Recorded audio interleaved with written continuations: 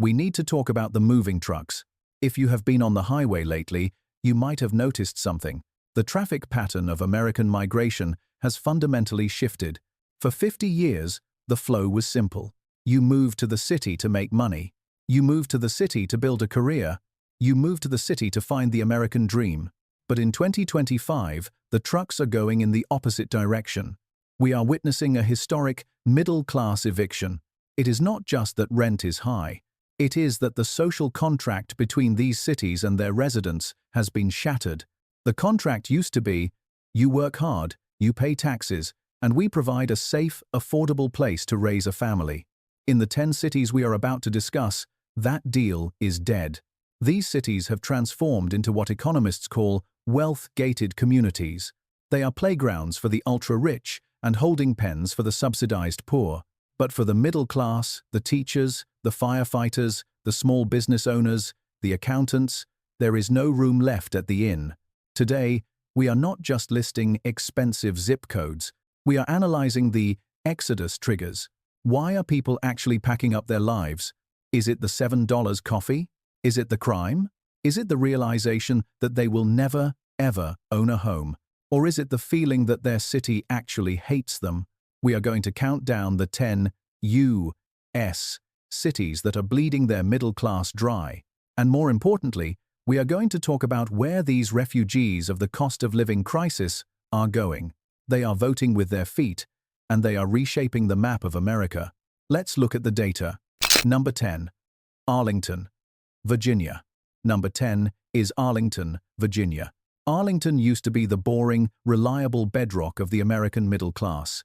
It was a town of government workers, military officers, and steady paychecks. It wasn't flashy, but it was attainable. If you got a GS-13 job in DC, you moved to Arlington, bought a brick colonial, and stayed for 30 years. But in 2025, Arlington has become the epicenter of credential inflation. The barrier to entry has been raised so high that even the people who run the city cannot afford to live in it. With Amazon HQ2 settling in and the defense contracting boom exploding, Arlington has been flooded with dual-income households earning over $300,000 a year. The median home value has pushed to $850,000. Think about what that means for a young family. To buy a standard, unrenovated home, you need a cash down payment of $170,000. Who has that? Not the teacher, not the police officer, not the nurse. The exodus trigger here is displacement. We are seeing a massive migration of essential workers leaving Arlington for exurbs like Prince William County, Stafford, or even West Virginia. They are trading their quality of life for a mortgage they can actually qualify for.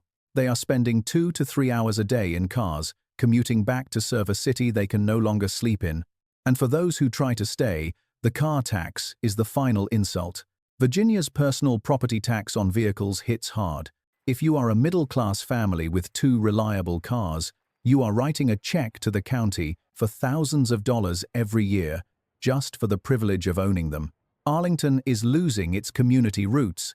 It is becoming a transient station for high-paid consultants who stay for 3 years and leave. The neighborhoods are changing from family blocks to investment portfolios. Cost of living is 33% above the national average.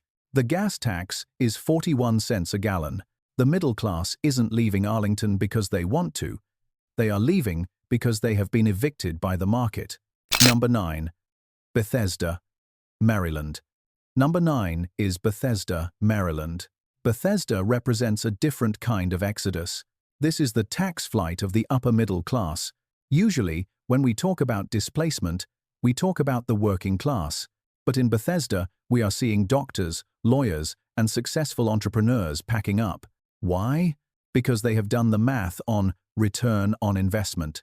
The median home value here is $1.14 million. You are paying a premium to live here. But Maryland's tax structure treats these professionals like an endless ATM, high state income tax, high property taxes, and as we know, the punitive estate tax system. The exodus trigger here is the realization that you are paying luxury prices for declining services. Residents are looking at the traffic gridlock on the Beltway. They are looking at the rising crime rates creeping in from the city, and they are asking, What am I getting for my $30,000 a year in taxes? The answer, increasingly, is not enough. The migration stream from Bethesda is heading straight south. We are tracking a significant flow of residents moving to Florida, Tennessee, and North Carolina. This is the gray flight. People who spent their careers earning money in Maryland are refusing to let Maryland confiscate it in their retirement. They sell that $1.1 million home in Bethesda. They buy a palace in Knoxville or Sarasota for $600,000, and they put $500,000 in the bank. It is a rational, cold-hearted economic decision. Bethesda is becoming a churn city. New money moves in, realizes the cost, burns out, and moves out. The stability of the community is eroding because the smart money is leaving. Cost of living here is 33.5% above the national average. Gas tax is 46 cents. Bethesda is a beautiful place to earn a high salary, but it is a foolish place to keep it. Number 8. Framingham, Massachusetts.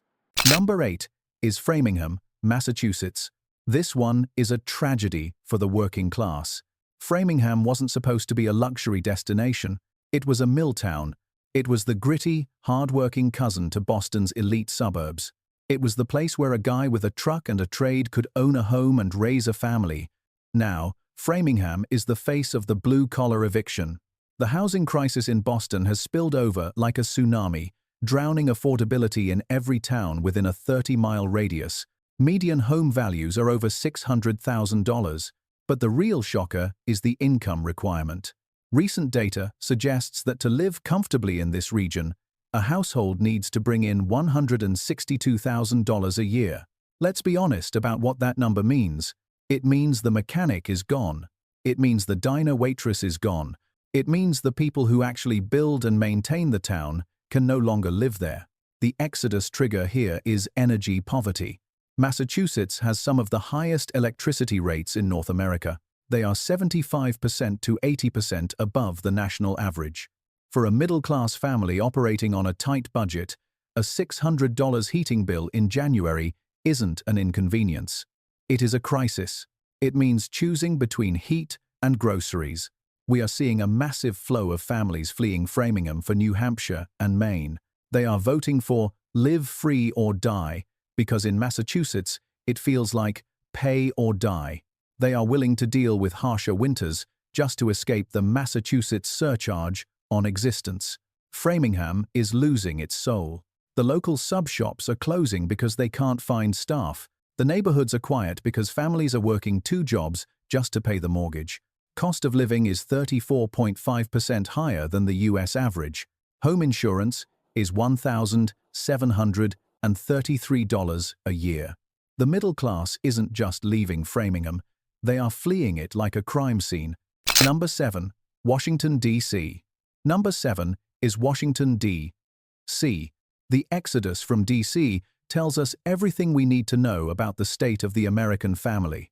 Young people still move to D.C. They come for the internships, the politics, the nightlife. They live in group houses with 4 roommates and have a great time. But the exact moment they get married or have a child, they leave. The exodus trigger in DC is the quality of life calculation.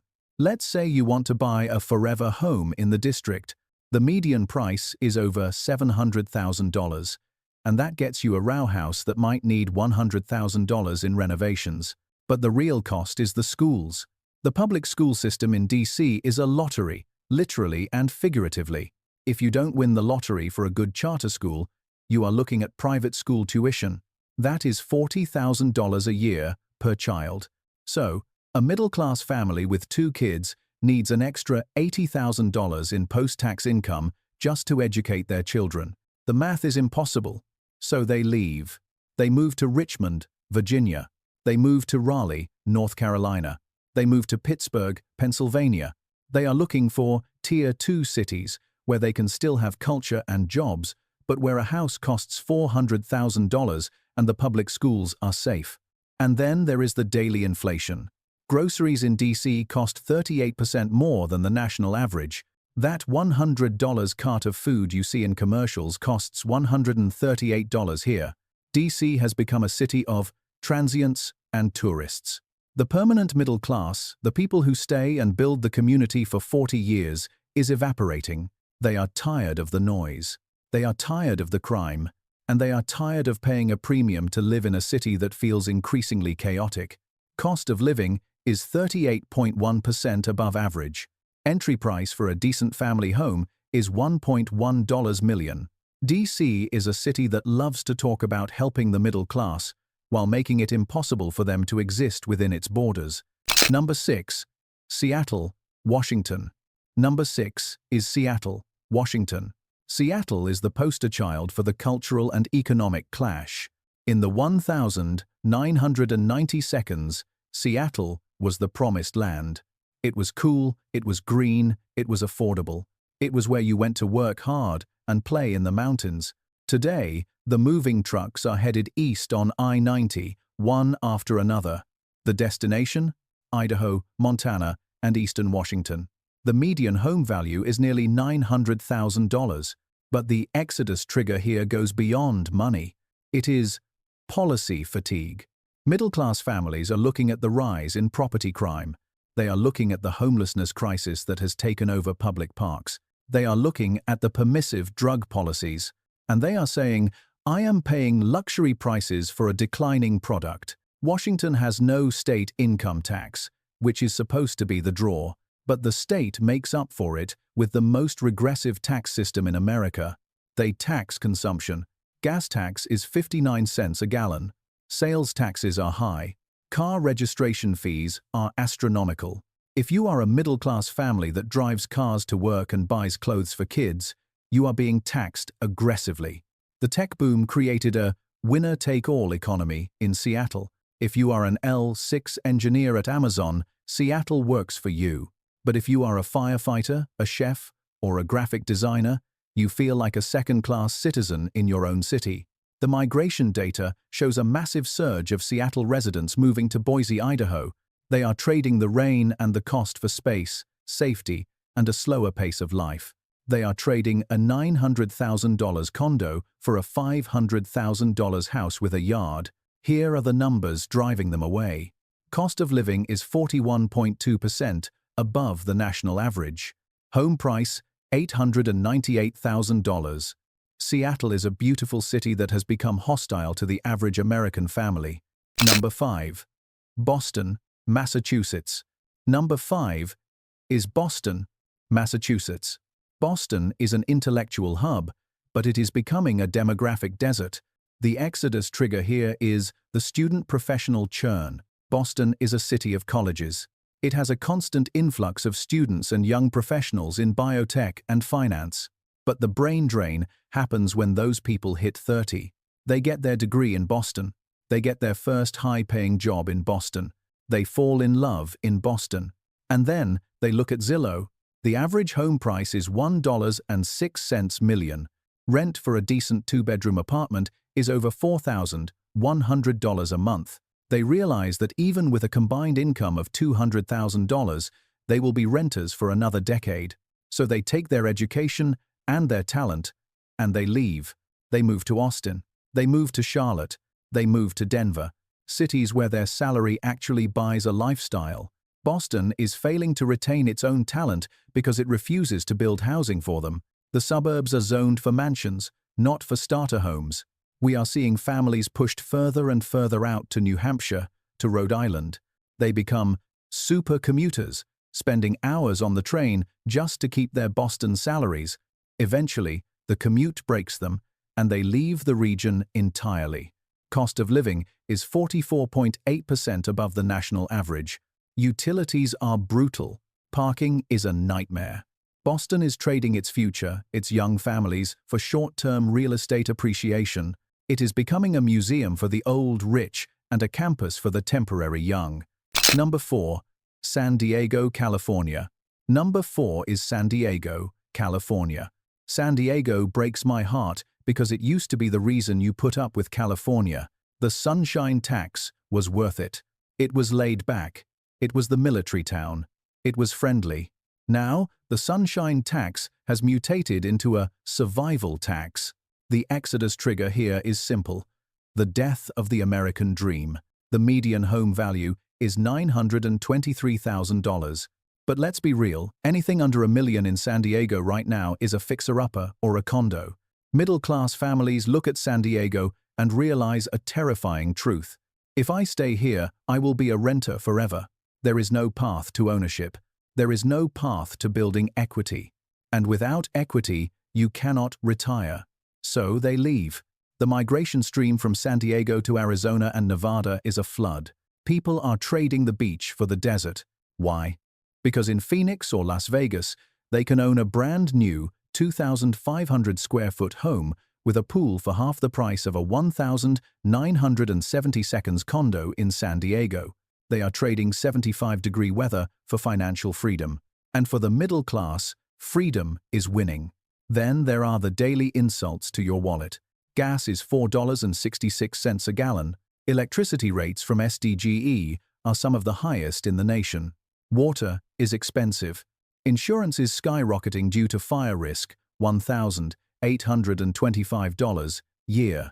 San Diego is beautiful, but you cannot eat the view, and you cannot retire on sunshine. Number 3. Los Angeles, California. Number 3 is Los Angeles, California. Los Angeles is the capital of the Exodus. For the first time in history, California is losing population, and LA is leading the charge. The Exodus trigger here is systemic exhaustion.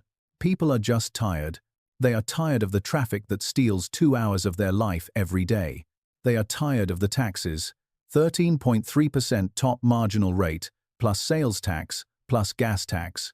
They are tired of the cost of housing, with an average price of $1.35 million, and they are tired of the visible decline in public order. The middle class in LA is being squeezed from both sides. The ultra-rich bid up the housing prices in the desirable areas. The cost of services rises because the service workers can't afford to live there, and the quality of life, the ability to go to a park, to walk safely at night, to drive to the beach, is deteriorating. The U-Haul index for LA is disastrous. For every truck coming in, there are multiple trucks trying to leave. Where are they going? They are moving to Texas, where there is no state income tax. They are moving to Tennessee. They are taking their equity, their businesses, and their talent out of Los Angeles. This is a hollowing out of the city. The entertainment industry creates a facade of wealth, but the backbone of the city, the logistics workers, the manufacturing supervisors, the small business owners, are gone. Cost of living is 50% above the national average. Gas is the most expensive in the country. LA is a cautionary tale of what happens when a city stops caring about the people who make it run. Number 2. Queens, New York. Number 2 is Queens, New York. Queens is the most diverse borough in the world. It was the landing pad for immigrants. It was the stronghold of the working class. It was where you went to buy your first home after renting in the city. The Exodus trigger here is the death of the starter home. In Queens, a starter home now costs $1.36 million. Let me repeat that. $1.36 million for a row house with shared walls and no driveway. That is not a starter home. That is a luxury estate price for a working-class product. The middle class in Queens is fleeing. They are moving to Long Island, but even that is getting too expensive.